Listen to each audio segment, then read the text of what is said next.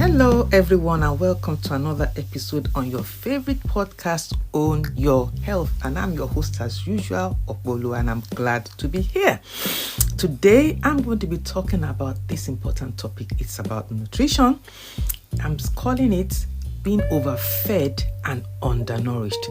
I'm going to be looking at how the food industry and the healthcare industry are having an impact in damaging our health. So let's go on. So I'm going to be talking about the gaps between those two systems and how they are affecting our lives, because they are playing a very, very, very key role on our health. So I'm going to be talking about the profound impact that these two systems have on our health. Why does our healthcare system not care about our food? Why do they think that food is not important? Why does our food system not care about our health? Why do people that are producing food not care about the impact of the food that they are producing is having on our health? There is a clear disconnect. They don't seem to care. So, let's take a look at history. For decades, the healthcare has primarily focused on treating diseases through medications, surgeries, and various treatments. I know that because I've been in that system. I've been a pharmacist for over 40 years, though I'm not practicing anymore. So I know how we just focus on just giving people the tablets and the drink and, just surgeries and things like that without focusing on the importance of our diet. Now, I'm going to call this a reactive approach. It's definitely not a proactive one. It is a reactive approach because it doesn't consider the fact that food has preventive power. Yes, you heard me right.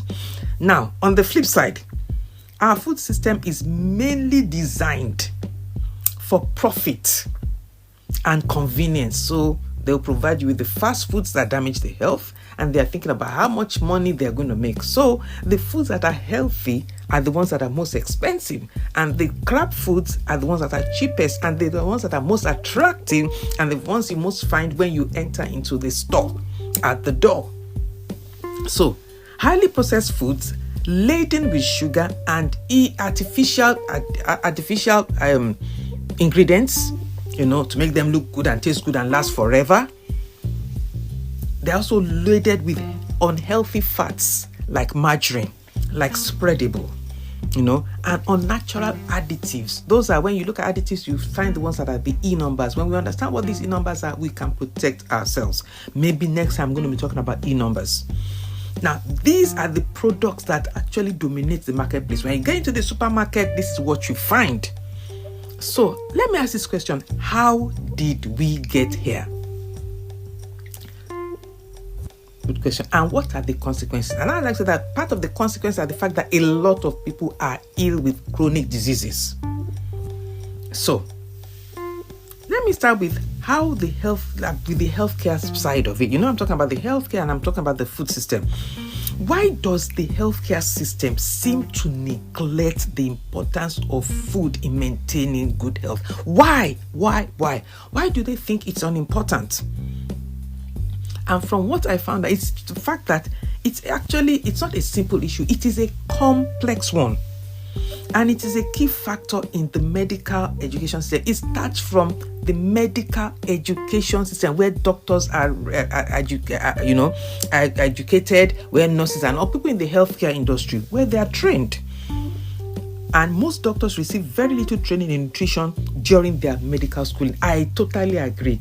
Even we as pharmacists, we got very little training. So they get maybe a few lectures on nutrition, but they do not delve deep into it. I didn't know too much about nutrition when I was doing pharmacy, because all we needed was wanted to produce more drugs, wanted to create more new drugs and things just to give people. So if the medical schooling is flawed, after several years in the medical school, the focus is just predominantly on pharmacology, which is the impact of food or of drugs on the body and disease, and surgical interventions, operations and all that.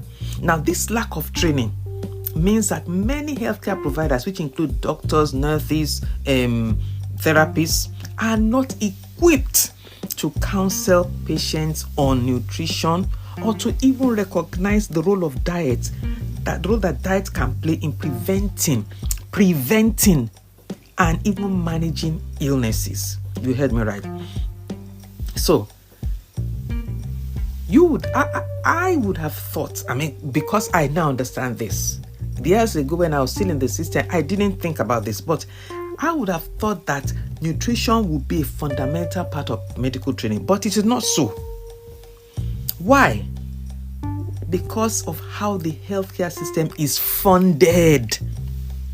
In many countries, the healthcare operates within a fee-for-service model. You pay a fee, you get the services, where doctors and hospitals are paid for each service they provide. I remember when I was still in pharmacy, we used to get paid to do MURs, we used to get to pay to do NMS. All the services we provided, we were paid for. And even for tests, prescriptions and surgeries and so on. So it depends on the service that they're providing. So this then incentivizes treatments that generate more revenue. Think about it. If they are paid based on the services they're providing, then all they need to do is keep providing services, that is going to give them more money. And such services will generate more revenue than services that are preventative, which often involves lifestyle changes like diet and exercise. Those such things, preventive measures, I said preventative before, that's wrong, sorry. Preventive measures that involve lifestyle changes and diet, they do not bring in money like the other one. So that is why it's run like that. So there's often little financial incentive for the doctors to spend their time on dietary counseling during routine visits. Additionally, the healthcare system is heavily influenced by the pharmaceutical industry. Yes, the pharmaceutical industry has a big role. And when they are marketing, they go to the doctors with their new drugs and everything. And, they sort of influence what the decisions that doctors are making, the drugs they can prescribe and all that. So they are the ones that are promoting the medication that the doctors will use as primary solution for our health issues. It's an ecosystem where symptomatic treatment is prioritized over root cause resolution. When there is a chronic disease, the best way to reverse it is to go to the root of the problem. But when it comes to medicine, what is done is that they treat the symptoms. Like I say, when it comes to diabetes, to treat diabetes, you go to the root problem, deal with it, and the blood sugar levels will come back to normal. But when it comes to medicine, what do? We give people the tablets to lower the blood sugar, not going to deal with what is causing the blood sugar levels to be high. So we are dealing just with symptoms over root cause. So it's actually a systemic issue compounded by various forces. It's not just financial incentives. We also have things like societal norms and cultural factors at play. In the Western culture especially, there's a tendency to look for quick fixes. Everything is microwave. We want answers immediately. And in life, quick fixes don't really work. Popping a pill to fix a problem isn't always the answer. It may look like a quick fix. It might fix it for a little while, but not when you don't get to the root problem, the problem continues and the symptoms continue. And that is the mindset that we have in the healthcare system. And that's the mindset that we as patients or clients have when we go to our doctors.